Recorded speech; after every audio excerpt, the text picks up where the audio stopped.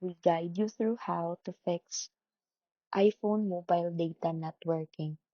So first, make sure your mobile data is turned on by going to settings, then cellular or mobile data and enabling it.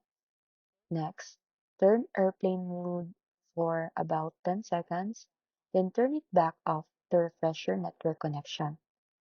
If that doesn't help, restart your iPhone and try using mobile data again.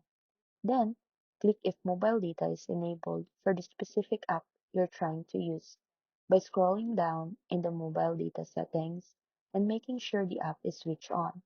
You can also verify that cellular plan is active and that you still have available data with your carrier. If you're traveling, make sure data roaming is enabled if required.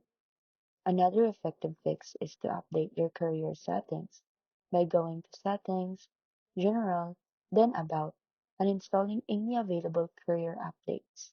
Also, check for the latest iOS update under Settings, General, then Software Update, as Apple often fixes connectivity issues through updates.